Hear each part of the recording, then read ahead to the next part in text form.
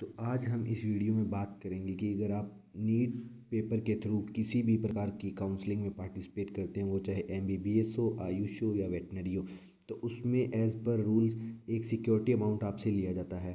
तो कब वो सिक्योरिटी अमाउंट आपको वापस मिलेगा या फिर किस कंडीशन में वो सिक्योरिटी अमाउंट आपके डायरेक्ट कॉलेज की फ़ीस में एडजस्ट कर दिया जाएगा, तो उसी के बारे में आज हम इस वीडियो में देखेंगे।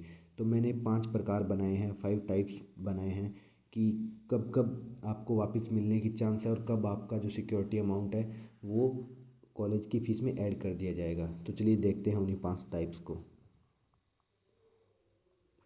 पहला टाइप ये है कि आपने नीट की काउंसलिंग के फर्स्ट राउंड में पार्टिसिपेट किया और कॉलेज के थ्रू आपको एक सीट अलॉट होती है, और अगर आप उस सीट को ज्वाइन नहीं करते हैं, फर्स्ट राउंड की जो सीट अलॉट हुई है उसे अगर आप ज्वाइन नहीं करते हैं, तो आपकी जो सिक्योरिटी अमाउंट है वो रिफंडेबल है। उस केस में आपको सिक्योरिटी अमाउंट रिफ़ंड कर दिया जाएगा।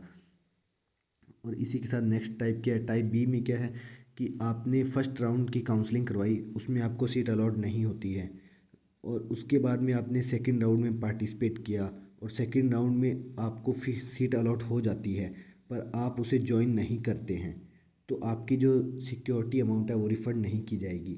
इन केस अगर आपको जो सेकंड राउंड में सीट अलॉट हुई है उसे ज्वाइन कर लेते हैं, तो आपकी सिक्योरिटी अमाउंट कॉलेज की फ़ीस में एडजस्ट कर दी जाएगी। फर्स्ट राउंड में आपको कोई सीट अलॉट नहीं हुई, आपने मूव सेकंड राउंड के लिए काउंसलिंग करवाई, आपको सीट अलॉट हुई, पर आप ज्वाइन नहीं करते हैं, तो उस केस में आपकी जो सिक्योरिटी अमाउंट है वो रिफ़ंड नहीं की जाएगी। ये था टाइप बी। टाइप सी की अपन बात कर लेते हैं कि on behalf of this year counselling 4 rounds हैं। First round, second round, third round and stray vacancy rounds. चारों राउंड्स में से आपको किसी भी राउंड में सीट अलॉट नहीं होती है, तो इस केस में आपकी जो सिक्योरिटी अमाउंट है वो कंप्लीट काउंसलिंग प्रोसेस होने के बाद में आपके जो अकाउंट में डिपॉजिट करवा दी जाएगी, वापस भेज दी जाएगी। उसके लिए वरी होने की कोई ज़रूरत नहीं है। After that type D. Type D में क्या है कि काउंसलिंग का जो प्रोसेस है उसमें अगर मान लीजिए आपने चारों काउंसलिंग के राउंड्स में पार्टिसिपेट किया, अगर आपको किसी भी एक राउंड में सीट अलॉट कर दी जाती है, जबकि उससे लास्ट राउंड में आपको सीट नहीं मिली थी और आप वो ज्वाइन कर लेते हैं, तो आपकी जो फ़ीस है वो रिफंडेबल है, कॉलेज की फ़ीस में एडजस्ट कर दी जाएगी।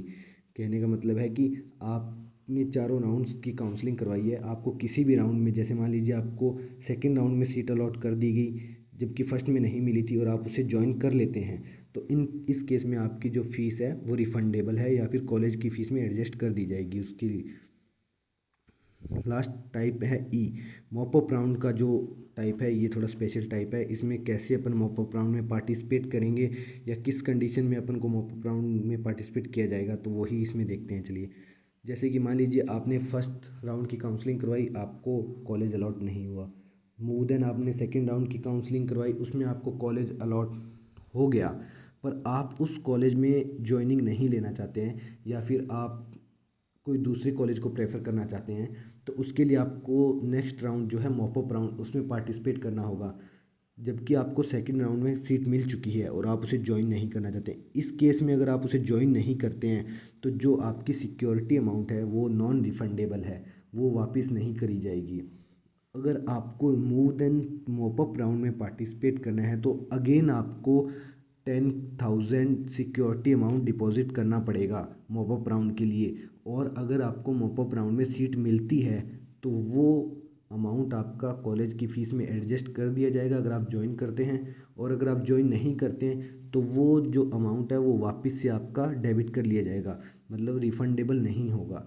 तो ये 5 टाइप्स थे जो मुझे लगे कि जिस प्रकार से डाउट्स बन सकता है कि कब मेरी फ़ीस रिफ़ंड होगी कब नहीं होगी, तो इन्हीं में से आपका भी कोई एक डाउट होगा, तो आप इन्हें देख कर वापस से अपना डाउट क्लियर कर सकते हैं। Thank you.